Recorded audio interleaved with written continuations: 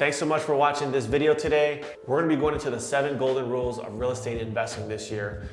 This is in no particular order, but I'm gonna give you 7 quick tips. If you want a full guide to investing, I also did another video with the Ultimate Beginner's Guide, so make sure you check out my channel. You can go watch that video for an in-depth guide to investing. So this one's gonna be a little shorter. Number 1, we're gonna hop right into the list, is you gotta know your numbers.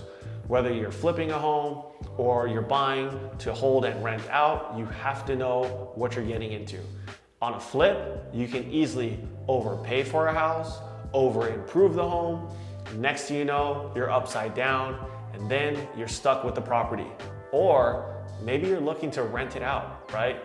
But you didn't understand that maybe there was an HOA that was more expensive than what you thought. Or the homeowner's insurance policy came in higher. Or maybe you're in a flood zone that you didn't take into account and you have all these additional costs that come into play that either eat into your rental amount or potentially put you in a negative position to where now you're having to pay money just to keep the property.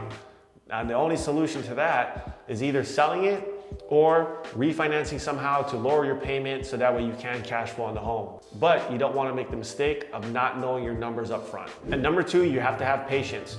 You can scroll through Instagram all day long and you see all these guys online. Flip a house today, make 200,000. Here's how you flip a house to do this, and all these gurus online that are showing you that, hey, you can make tens and hundreds of thousands of dollars just like that. Take my course and next thing you know, you're a flipper. You gotta be aware. You gotta make sure you do your homework. Make sure you have some patience because real estate investing is a long-term play and there's so much appreciation that you can build over time. So when you're getting started, make sure that you're patient. Just because you find a deal today, it doesn't mean you're gonna sell it in a month or 2, you're gonna cash out and make all this money and you can retire and go on vacation. You know what? You might get lucky and that might happen. But more often than not, real estate's a long-term play. Like for myself, all the properties that I'm buying, I'm gonna hold them for as long as I possibly can.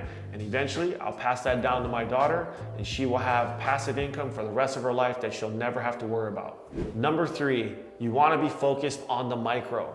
So get to know your market really well. Don't get caught up so much on the national media and what they're talking about with national statistics, because what's going on in New York is not what's going on in Vegas or Florida or Hawaii for that matter. So get to know your market. Wherever you're gonna start investing, start to know what's going on. That's gonna be the number 1 thing, because I can remember back when the market crashed in 2007 and 2008, I got into the mortgage business and I could remember the national media just talking about how horrible all these foreclosures are that were taking place in Las Vegas. But guess what? The investors that I was dealing with back then, they looked at it like it was monopoly. I remember I had this client who was a dentist from Hawaii who literally told me, he's like, Sean, this is like monopoly. I'll just keep buying houses and every time the first of the month comes around, I get my rent check, I'll keep buying more property. So even though the media was harping on the fact that there were all these foreclosures and it made people not want to buy because they were scared, the investors who understood the local market looked at buying in Las Vegas for pennies on the dollar like it was a gold mine. So get to know wherever you're looking to purchase, because that's going to be the number 1 thing that you really want to understand, to go back to the first point of knowing your numbers. Number 4, you want to build a team. Depending on what type of investing you're going to do, you might have a realtor that's going to be involved. You might have an insurance agent, a real estate attorney, your CPA. It all depends. But for myself, as I'm buying properties to rent and hold, those are my key players that I have on my team, because I want to make sure that the guys that I'm dealing with are reputable, they're going to respond to me quickly, they can get the job done, and they're going to charge me a fair price.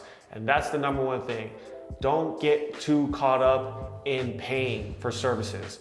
I know a lot of people are always looking for the discount lender, the discount this, the discount that. Guys, if they're bringing value to the table and you can still make money, let them earn their fee. I totally believe in people charging and making money as long as it's fair and equitable to everybody. If they're working hard, let them make some money, because guess what? When they make some money with you, you guys are gonna build together and you guys can get much farther than trying to save a couple $1,000 here or there. Number 5, plan for the worst. We're talking about investing here. So many things can go wrong. You can buy a house, there could be mold in it. You could have a bad roof. You could have all kinds of things that happen to your property. So as you're running your numbers, make sure that you take the worst case scenario. And if the numbers still work out, then go ahead and do the deal.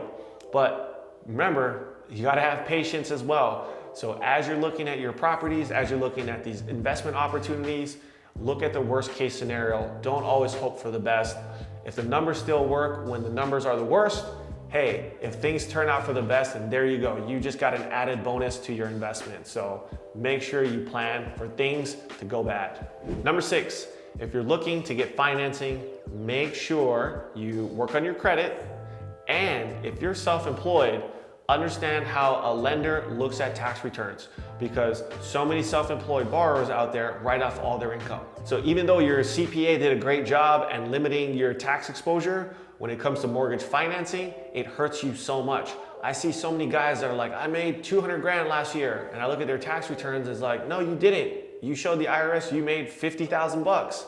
So make sure you get with a lender, understand what you can qualify for. Because that, again, that relationship is the most important thing, especially if you don't understand how mortgage companies look at financing. You want to make sure that if you're going to get any sort of traditional financing, you know what you're working with. Now, given there are some out-of-the-box situations that you can go to lenders that will only look at bank statements, or maybe they'll do a stated loan or some kind of funky loan for you.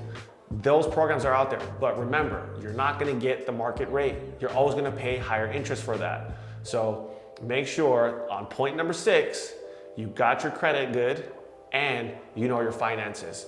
That's so important, especially if you're going to be needing financing to acquire your investments. And number 7, last but not least, you have to be a student of the game. Just like anything else in life, you have to put in the work. So if you're looking to take your real estate investing career to the next level, read those books, watch some YouTube videos like this one, get with a mentor, maybe even get into the business so you understand what we look at as a lender or even what realtors look at.